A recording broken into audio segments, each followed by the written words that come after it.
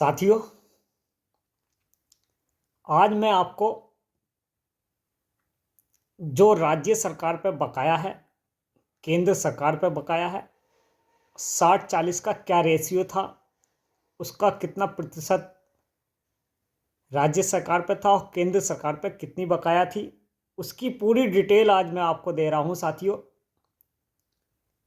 सबसे पहले हम बात करते हैं 60% और 40% रेशियो की, जो गाइडलाइंस 2016 में तैयार हुई थी,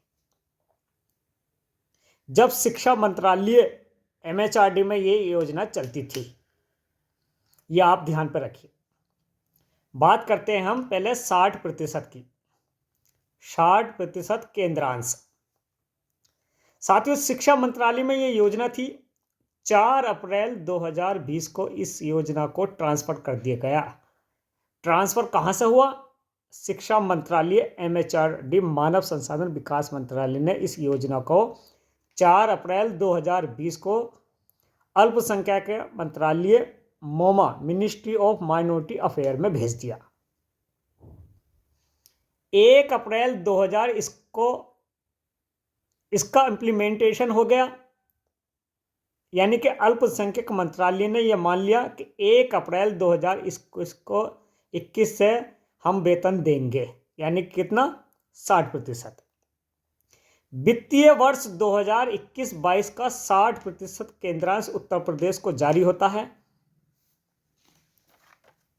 पूरे वर्ष का केंद्रांश अल्पसंख्यक कल्याण मंत्रालय मिनिस्ट्री ऑफ माइनॉरिटी अफेयर ने ये वित्तीय वर्ष 2021-22 का 60% केंद्रांश उत्तर प्रदेश को भेजा।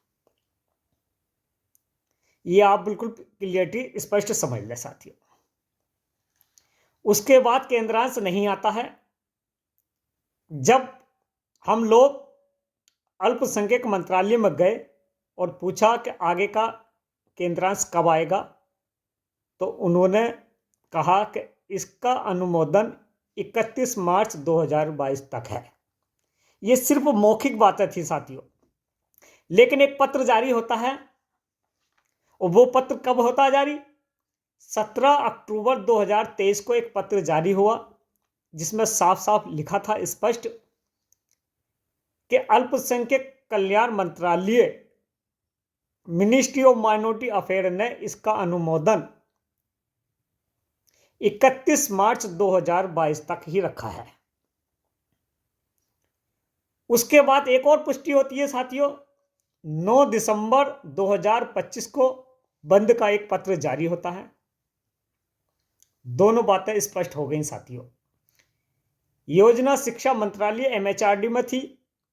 4 अप्रैल 2020 को योजना का ट्रांसफर हो गया अल्पसंख्यक कल्याण मंत्रालय में, और 1 अप्रैल 2021 से, यानी कि वित्तीय वर्ष 2021 से 22 का 60% केंद्रांश उत्तर प्रदेश को जारी हुआ। 31 मार्च 2022 तक इसका अनुमोदन था। 17 अक्टूबर को इसकी पुष्टि हुई, पहला पत्र जारी होता है, और 9 दिसंबर 2025 को बंद का लेटर जारी हो जाता है। पहली स्थिति जो 60% की, ये क्लियर हो गई साथियों।